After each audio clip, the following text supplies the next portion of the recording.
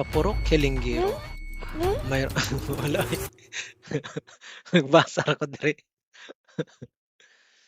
Sa purok Hilinggiro, mayroong isang court na tinatawag na Name 3 Court, kung saan naglalaro ang mga batang basketballista na feeling pogi at gwapo. Kasama na sa grupo sina Libaong, El Bimbo, Eddie Double D, Super D, Eddie Wow, Super E, Nyok Nyok, at Sobert. Silang lahat naman ay mga puyuyot.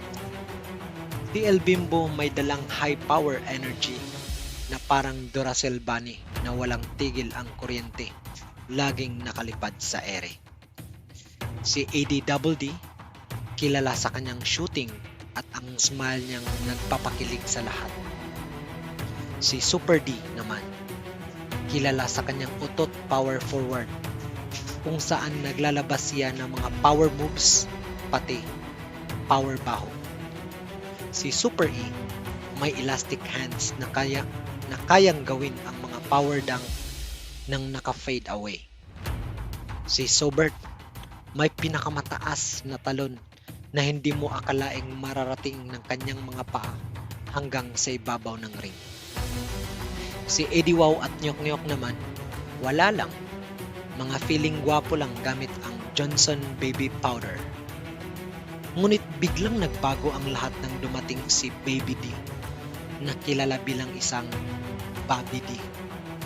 Ang bagong tambay na tila nagdala ng liwanag sa Name 3 Court. Ang balat niya parang balat sibuyas na walang kapintasan.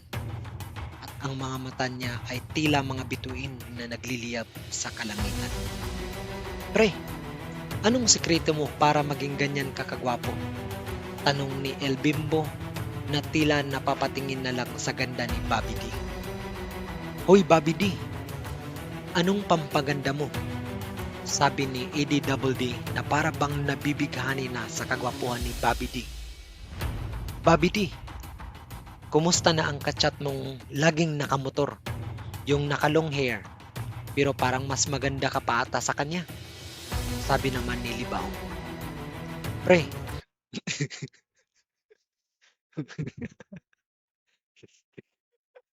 siguro.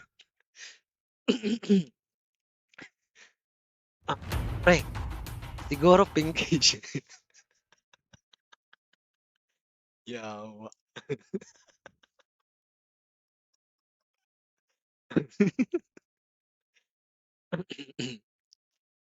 Thumbs up. Pre, siguro pinkish din itlog mo, no? Tanong ni Super E. Payakap naman ng mahigpit, my friend. Nakakagat labing sabi ni na Sobert at Nyok Nyok. Grabe ka, pre. Akala ko ako na ang pinakagwapo dito. Pero mukhang may bagong reyna na sa court. Bulong ni Super D na para bang biglang nahiya sa sarili niya. Naisipan ng mga lalaki na hamunin si Bobby D sa isang 3 versus 3 match. Sige, sumama ka sa amin, Bobby D. Sabi ni Eddie Wow na tila gustong magpa-best friend agad kay Bobby D. Ngunit sa gitna ng laban, biglang bumagsak si Bobby D at nasaktan ang kanyang paa. Aray, bakit nyo ginawa yan? Sabi niya habang hinihila palabas ng court ang kanyang masakit na paa. Pundan ang mga sumusunod na kabanata. Ulit!